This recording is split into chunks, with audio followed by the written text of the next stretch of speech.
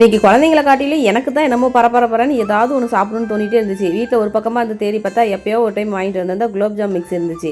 இருக்கிற வரைக்கும் 2-3 படி அரிசி ஆட்டி முறுக்கு சுட்டு நல்லா அடுக்கி வச்சு வாரங்கணக்கில் உட்காந்து சாப்பிடணும்னு தோணுச்சு. ஆனால் அது ப்ராசஸும் ரொம்ப அதிகம், அதுக்கு பொறுமையும் ரொம்ப அதிகமாக வேணும். அந்த பொறுமை இன்னைக்கு என்கிட்ட இல்லை.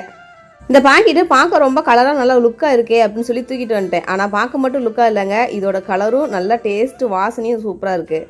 மாவு அப்படியே பிரித்து கொட்டும் போதே கமன்னு அவ்வளோ ஒரு ஏலக்காய் வாசனை. ஒரு ஆசைக்கு ஒரு ஆர்வ கோளாறுல ஒரு பாக்கெட் பிரிக்காமல் 2 பாக்கெட்டுமே பிரிச்சுட்டேன். இன்றைக்கி வெறி தீர இன்றைக்கி குலோப்ஜாம் சாப்பிடணும் அப்படிங்கிற ஒரு ஆசை வந்துருச்சு. மாவு சப்பாத்தி மாவு பிழையிற மாதிரி ரொம்ப அழுத்தம் கொடுத்து பிழையக்கூடாது. இந்த மாதிரி ரொம்ப சாஃப்டாக பிழையணும். முக்கியமாக மாவு பிழையும் போது சந்தோஷமாக சிரிச்சிட்டே பிழையணுமா. அப்போ தான் குலோப்ஜாம் பார்த்தீங்கன்னா விரிசல் இல்லாமல் நல்லா குண்டு குண்டாக உருண்டையாக வருமா. இந்த ஒரு ஸ்வீட் செய்கிறதுக்கு மட்டும் இல்லைங்க, எப்பயுமே அடுப்புக்கிட்ட வரோம் அப்படின்னா நல்லா சிரிச்ச முகத்தோடு சமைச்சோம் அப்படின்னா சாப்பாடு அன்றைக்கி டேஸ்ட்டாக தான் இருக்கும்.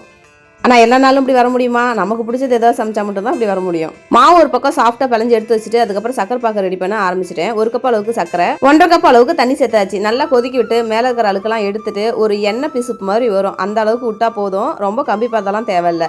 சக்கரை பாக்கு ரெடி ஆனதுக்கப்புறம் அதை எடுத்து ஒரு ஓரமாக வச்சு ஆற வச்சிடணும். ரொம்ப ஆறணும் அப்படிங்கிறதில்ல, வெதப்பாக சூடாக இருந்துச்சுன்னா போதும். அதுக்கப்புறம் அடுப்பில் எண்ணெயை தூக்கி வச்சு எண்ணெய் மிதமான சூட்டில் வந்ததுக்கப்புறம் நம்ம ஒவ்வொரு உருண்டையாக எடுத்து இதில் போட்டு பொரிக்கணுங்க.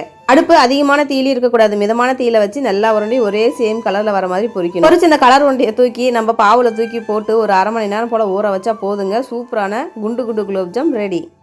உண்மையாலுமே டேஸ்ட்டு அட்டகாசங்க.